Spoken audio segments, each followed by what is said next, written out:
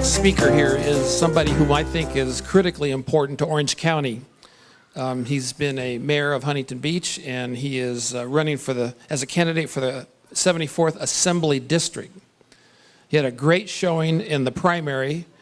Matt Harper won 24.9% of the vote. His leading opponent, Curry, took 27.6% of the vote. And so I'm really excited that Matt is here to speak to us and encourage you to vote for him. I'm from Newport, and so I have a lot of experience with Mr. Curry. And Mr. Curry is somebody who one of the council people for Costa Mesa described at an evening here as a rhino. And so I would endorse that only on the fact that he oversaw the largest tax increase for people running businesses on the water in the history of Newport Beach, and he camouflaged it by calling it a fee. He's also somebody who, my family's owned a dock on the harbor there for 80 years now, since 1935, and he said to me in a private moment that I have no equity in my dock, even though I and my father have paid assessed valuation on that dock for 80 years. So he's claiming I don't have a private property right. It's in a lawsuit against the city right now. It will be settled soon, I hope. But that would be the same as somebody having a building permit for a 10-story building and saying that you no longer have equity on that building. It's really no different. A permit runs with the land if you believe in private property rights. So I'm not here to really bash this other fella, but I have tremendous experience. And so I am encouraged by Matt Harper's true conservative nature. I believe he is a great candidate for this 74th Assembly District. And so let's listen to what Matt has to say about what he's going to do with his candidacy and how he might help us in Orange County. Thank you, Matt. Well, thank you. With that kind of introduction, I should probably just sit down and let him keep going. It was just in January that I first came to this group, and you had actually the first candidates forum for the 74th Assembly District. And I want to thank all of you that came here for that, because not only did it really set the difference apart among the candidates, but your feedback gave me a lot of confidence in that my message really is the winning message here in the 74th Assembly District. That you can have a message of constitutional conservatism and be outspent by over 10 to 1 and still get the same result advancing to the November runoff. And so I'm very confident that this message of constitutional conservative is going to carry us forward, because you know what? The wave is here. I can feel it. Can you feel it? Can you feel it? Absolutely. We are in for a lot of change here in Orange County. I think we're in for a lot of change here in the state of California, because I think that people are really waking up to what is happening, whether it's the question of immigration, whether it's the question of government pensions and committing to spending that we cannot sustain. People are waking up. It's happening election after election, but I think that this is really where it comes down to making a decision. Just a few things. I thought that the presentation about Costa Mesa becoming a charter city was very valuable and very timely. Huntington Beach, of course, has been a charter city for many decades now, going about 7 decades into the past. And having a charter is absolutely critical in this state, because otherwise you are subject to the whims of the state legislature. Now, as someone who's running for the state legislature, I'm really concerned about making sure that you're protected from the state legislature, at least for the short time being. And so being able to make your own decisions is absolutely critical for the city of Costa Mesa and for Costa Mesa's voters, because what a charter city does is it says that this city is a creation of the residents, of the citizens of the city of Costa Mesa, not government being imposed down, but instead the people making a compact with what the city of Costa Mesa really is. And so, you know, things that were helpful that we have established with the city of Costa Mesa include those relationships. It was brought up in regards to expensive operations like, for instance, the use of helicopter by law enforcement. We do have a cooperative agreement. I'm very proud that our city has entered into a cooperative agreement with Costa Mesa and Newport Beach in terms of the use of the helicopters and law enforcement. They're very valuable in terms of being able to fight crime, but they are also extremely expensive. And recognizing that each of our cities don't really individually have the economies of scale to have a helicopter operation, but being free to be able to work together to be able to maximize resources for taxpayers is absolutely critical. And I'll be able to tell you, I, for one, I've been driving into Costa Mesa since I was a student at Orange Coast College, and the roads are getting better here in the city of Costa Mesa. It's really showing that if you put a focus on your infrastructure, that it really can make a difference. Those are some of the things that I've tried to work on in the city of Huntington Beach. One thing that I feel very strongly about is opposing the encroaching, the heavy hand of government, the encroaching nature of government, whether it's at our state or whether it's at the municipal level. Our city is famous for falling for what I call kind of the traveling carnival of folks who want us to ban this or ban that. In fact, I called it the Ban of the Month Club because it was so ridiculous. They would come in and they'd ask, 10 years ago, we want to ban circuses because we don't like the way the circus treats the animals. And I brought up an initiative to repeal that.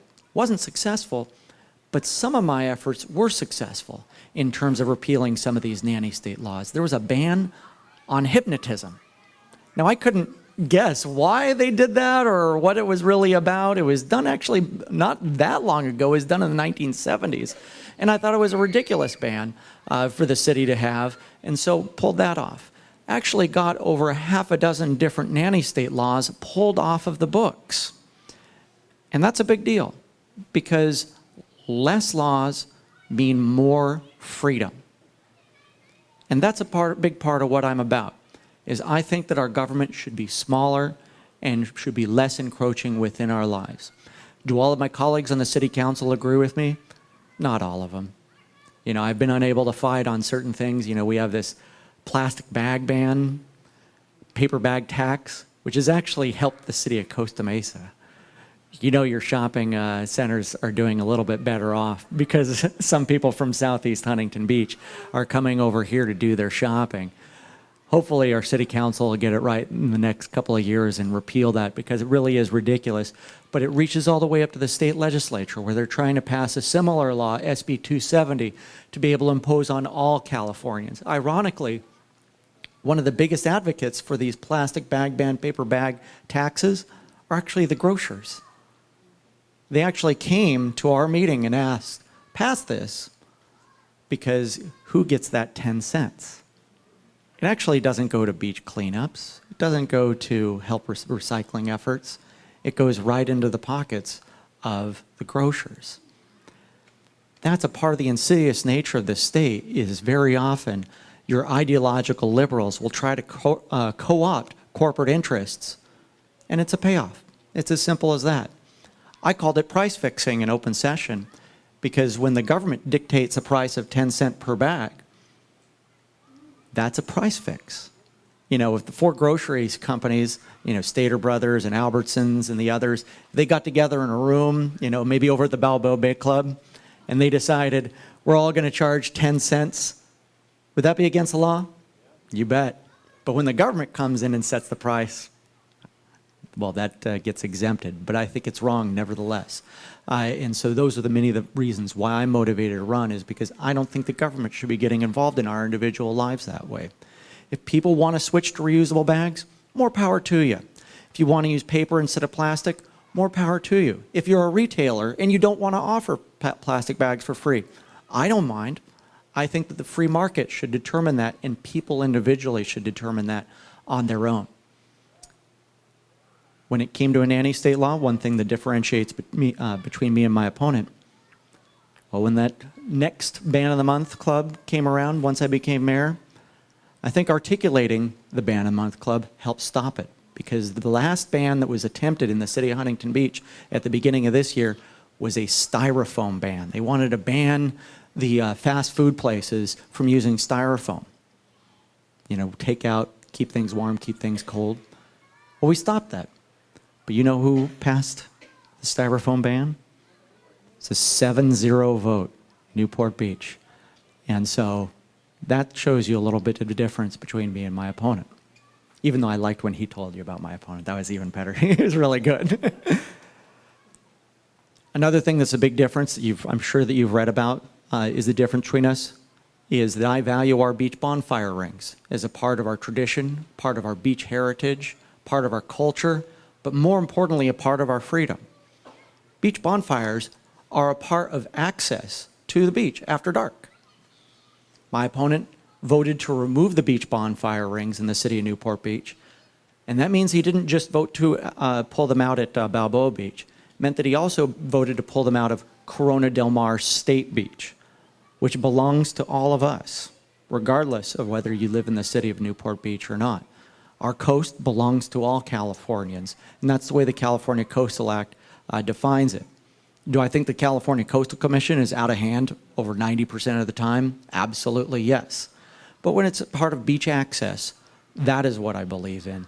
And that is what the issue of the beach bonfires was all about, is making sure it was equitable, that everyone could be able to access the beach, whether it's light or dark.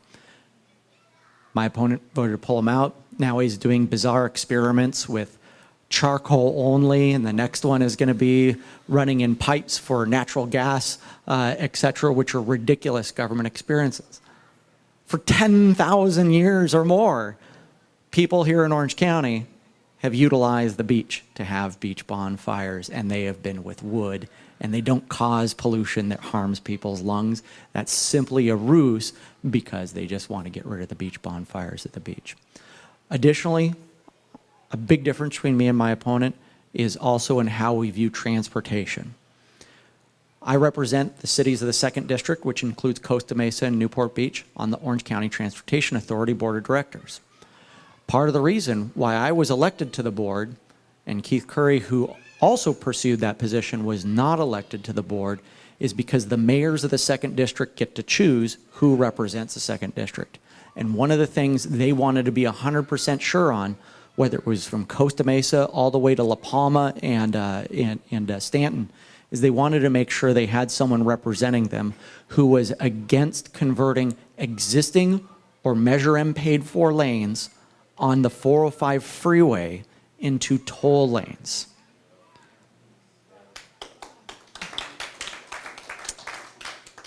At that time, the mayors were very skeptical of Keith Curry's position because he'd kind of said he was here and he kind of said he was there, which is kind of a reputation that he has.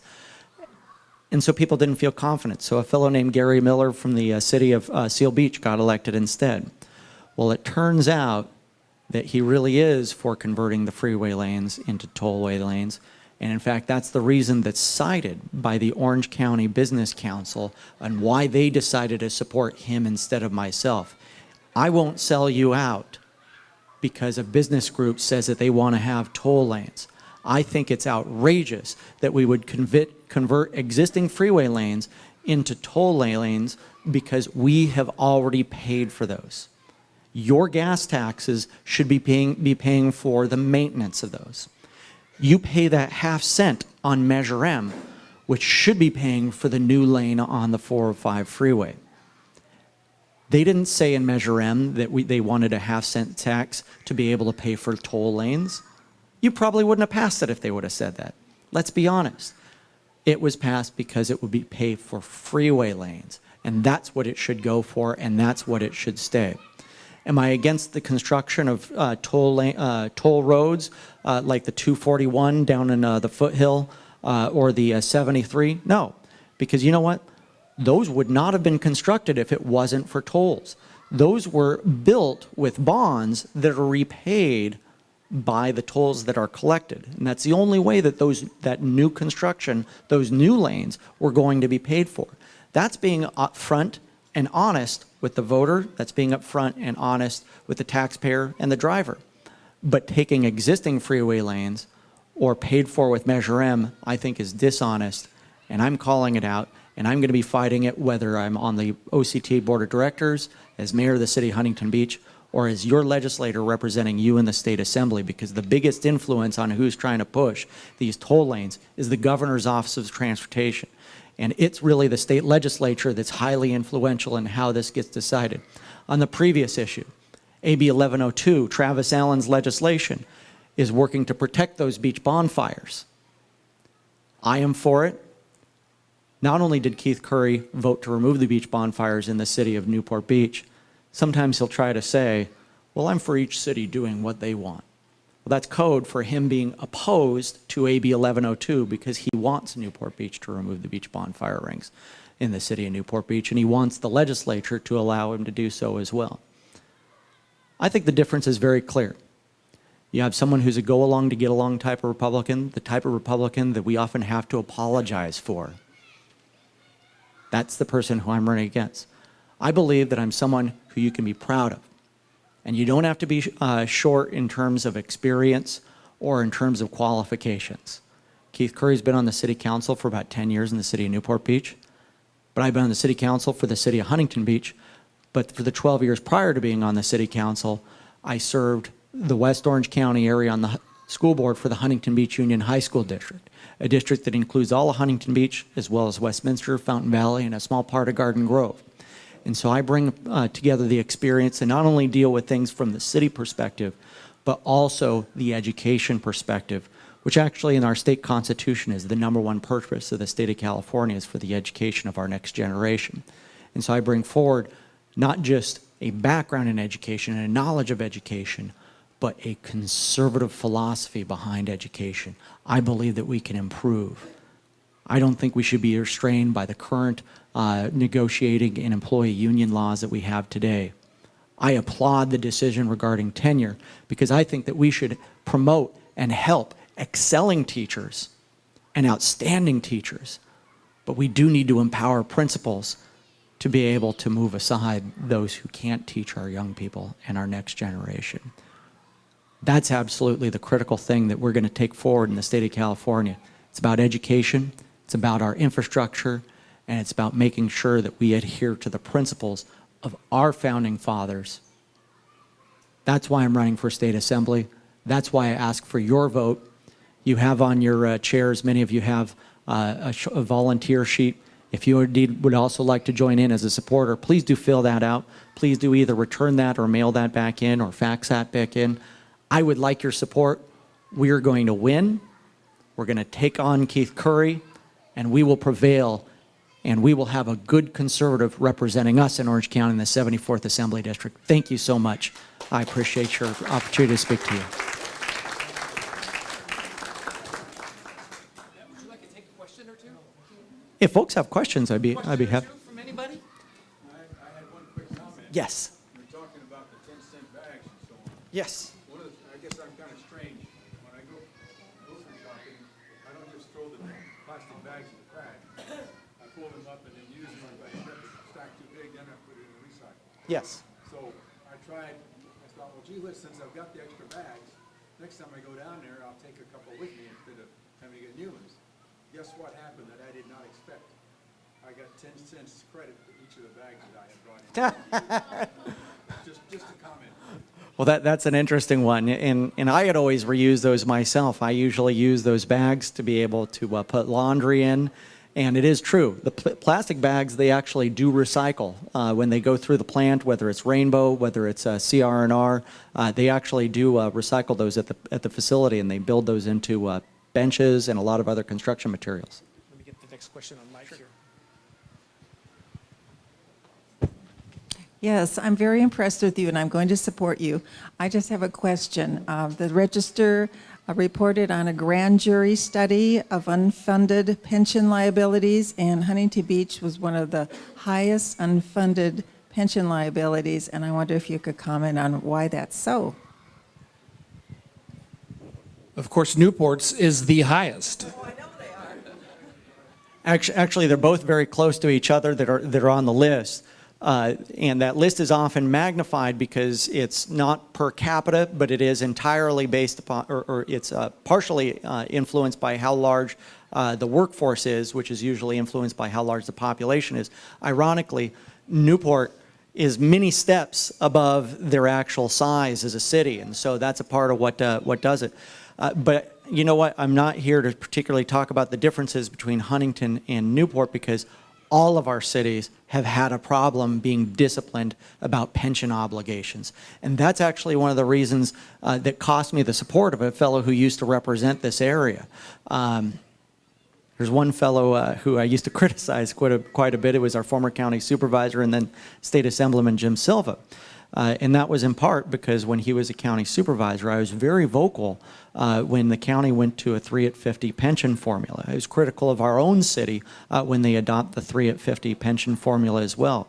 Our city has been a big problem all the way to the early 90s about pension spiking and creating these entitlements that indeed had to be paid significantly over time. The only way to stop it, unfortunately, there's no magic fix, whether by initiative or whether by the legislature. Really, the only thing that is holding back in terms of pensions and obligations toward the future is making sure that you elect people to all levels of local office and your state legislators, people who are disciplined. And the best way to do that is elect people who are independent, people who aren't sponsored in whole by the public employee associations, but people who can make independent decisions trying to do the best thing for all of the individual taxpayers. Because that's the problem that we get ourselves into, is I believe very strongly and put it as our highest priority for local government in terms of our city for public safety. But valuing public safety doesn't mean that we should give a large portion of our public safety spending to people who no longer work for the city through pensions. We need people who are disciplined, who will only obligate the city to what the city can afford. And that's the biggest problem. There's not a magic bullet to be able to solve it, because even the initiative they were looking to put on the ballot would have just allowed local elected officials to be able to tackle the problem. But you would have to still elect local elected officials who had the backbone to make sure to restrain the spending. Oh, in terms of oops, I want to make sure I don't get that.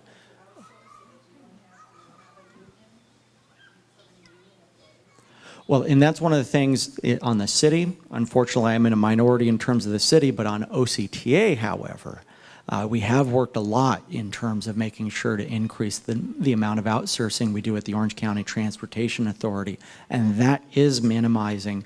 It doesn't help our relationship with the Teamsters, but but it does help minimize our future obligations at the Orange County Transportation Authority. There's a lot of good folks that represent us on that board.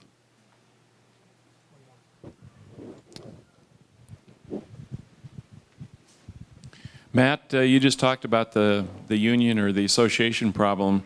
I heard recently that your opponent took some union money and lost some endorsements because of that. Have you, in your 20 years, ever taken union or association money?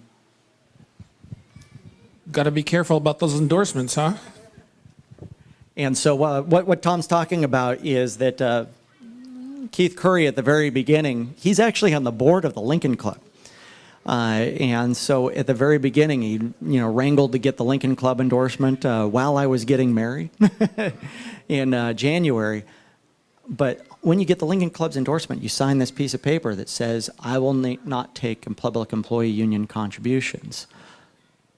What did he decide to do at the end of the campaign? He decided to take public employee union contributions. To me, there's the first issue. Who do you salute? Who do you lead to?